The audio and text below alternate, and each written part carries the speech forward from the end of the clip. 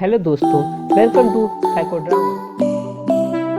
एक दिन जब क्लास खत्म हो जाती है और क्लास के सब बच्चे निकल रहे होते हैं तो सोनम भी निकल रही होती है अपने घर की ओर जाने के लिए। लेकिन तभी अचानक सोनम के सामने विवेक आ जाता है और दोनों रोमांस करने लगते हैं।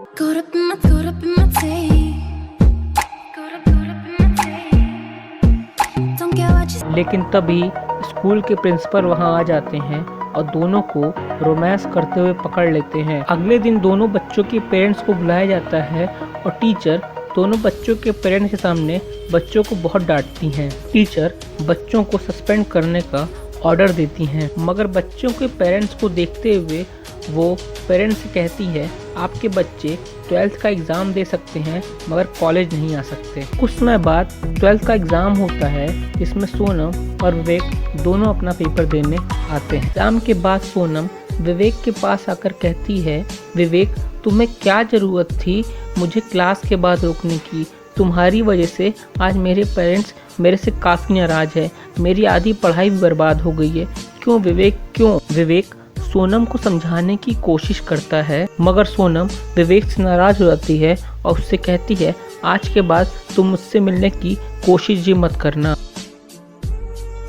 यहाँ तक कि विवेक सोनम के घर जाता है और उनके पेरेंट्स से मिलकर उन्हें बताता है कि उसमें सोनम की गलती नहीं है, प्लीज़ मुझे उससे बात करने दीजिए। मगर सोनम के फादर कहते हैं बेटा सोनम अभी काफ़ी दुखी है और परेशान भी है, बेहतर यही होगा कि तुम उससे दूर रहो। ये सुनकर विवेक काफ़ी दुखी हो जाता है। अब विवेक डिसाइड करता है कि भले ही सोनम ने मुझे आज छोड़ दिया है लेकिन अब मैं सोनम के लिए नीट का एग्ज़ाम क्रैक करके MBBS करूँगा और मनोचिकित्सक बनूँगा। और विवेक नीट का एग्ज़ाम देता है मगर विवेक को कुछ समझ में ही नहीं आ रहा होता है। वो बस पेपर के पन्ने पलट रहा होता है मगर फिर भी उसके अंदर उम्मीद है कि शायद वो उसमें पास हो जाएगा। कुछ दिन बाद जब नीट का रिजल्ट आता है तो विवेक अपना रिजल्ट चेक करता है मगर वो नीट में फेल हो जाता है। नीट की फेलियर विवेक का दिल तोड़कर रख देती है।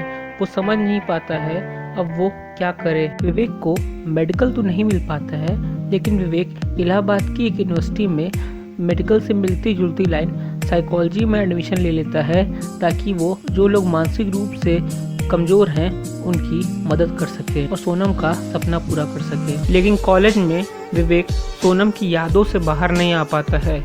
उसे कॉलेज में सोनम की याद तड़पाने लगती है और साइकोलॉजी भी जिसमें उसका कोई इंटरेस्ट नहीं है उसे बोरिंग करने लगती है। विवेक सोनम के बारे में सोच सोच कर फ्रस्ट्रेट होने लगता है और इस दर्द से भागने के लिए वो ड्रग्स का सहारा लेता है। बेख्याली में भी तेरा ही ख्याल आए, क्यों जुदाई दे गया तू ये सवाल आए।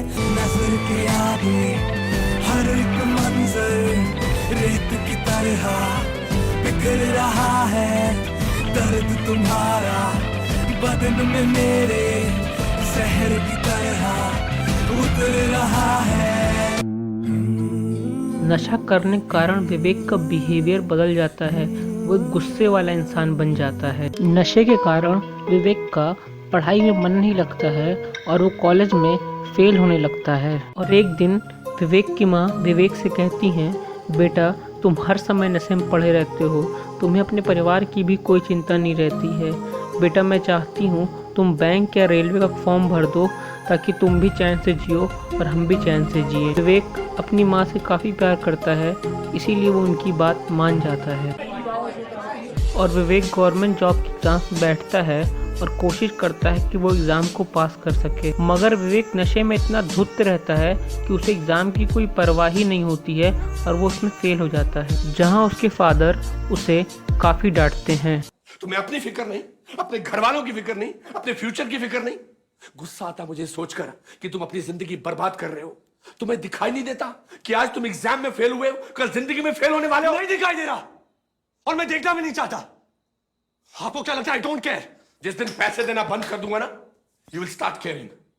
पैसे की बात को लेकर विवेक अपने फादर से काफ़ी नाराज हो जाता है और विवेक अपनी लाइफ में कुछ नया करने के लिए मुंबई जाकर एक्टर बनने के बारे में सोचता है। विवेक एक्टिंग में ट्राई करता है लेकिन यहाँ भी उसे नाकामयाबी हासिल होती है।